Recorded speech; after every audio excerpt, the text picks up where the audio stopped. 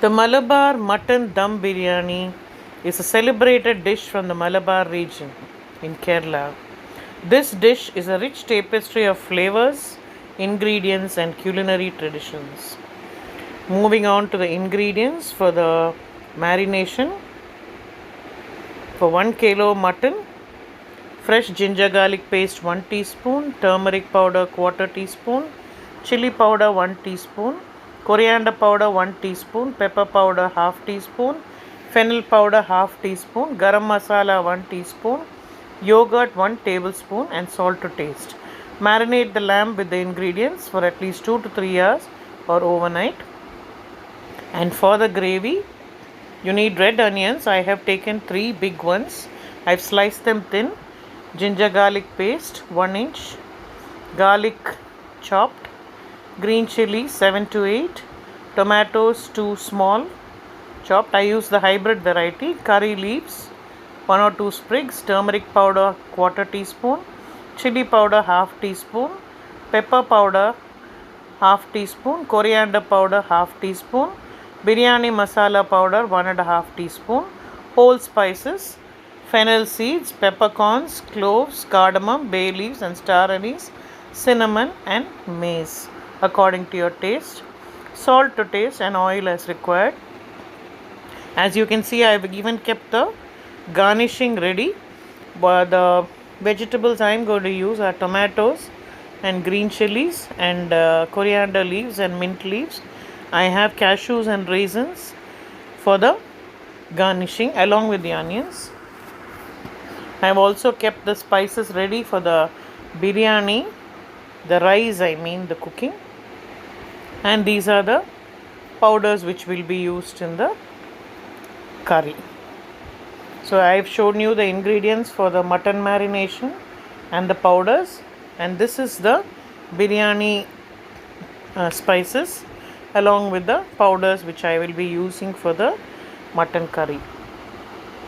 So before anything is started, we have to marinate the mutton and cook it separately in a pressure cooker. I used the pressure cooker. I used 5 or 6 whistles of the Prestige pressure cooker. Now I am taking all the onions which I sliced thin, and I am sorting them. After some time, when they are all sorted, I will take half of it and put it into another kadai. I usually add or sprinkle a little bit of salt on these onions so that they start becoming golden brown for the garnishing. I add it even when I am sorting so that they get cooked fast. Sometimes I usually place a lid and turn the flame to medium and cook it. And this is the second kadai in which I am frying the cashews, which will be followed by the raisins, and I will use these onions which have been made golden brown, the raisins and the cashews along with mint and pudina.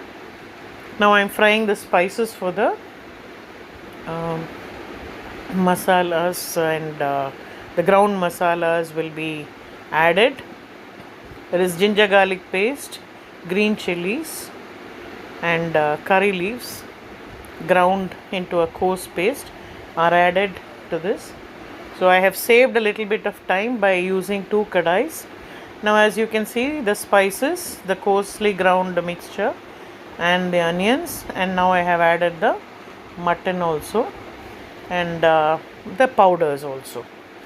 So gently I mix them up, and then as you can see, the cooked mutton and the vegetables have also been being added slowly, and I've added the coriander leaves also for garnishing the mutton curry.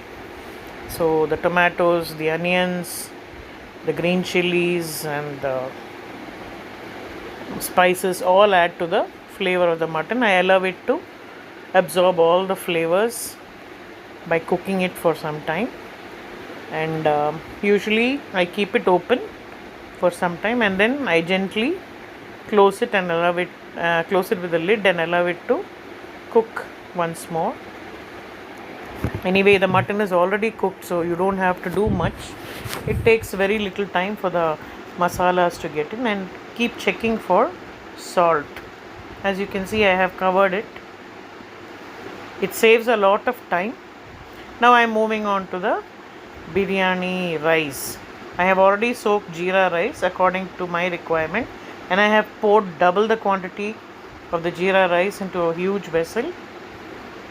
I have also added the spices which I had kept aside into that hot water, boiling water, so that the water absorbs the masala. And then I've added the jeera rice into the boiling water, and as you can see, it's cooking.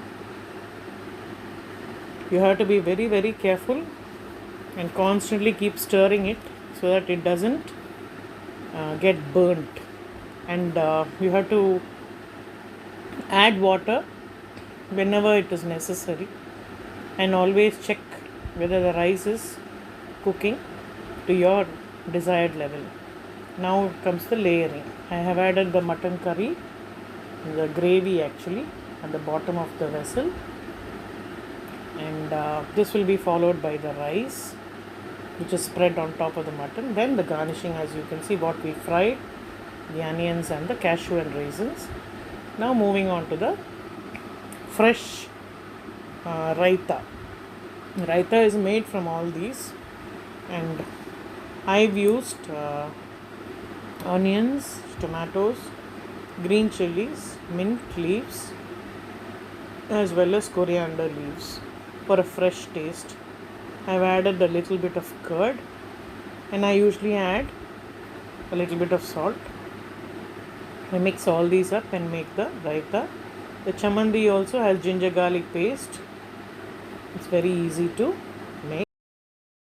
For the biryani chamandi, take half cup of coconut, mint leaves and coriander to your taste, green chilies at least 2 or more, ginger garlic paste. Grind them and then add the 1 tablespoon of yogurt and little bit of salt.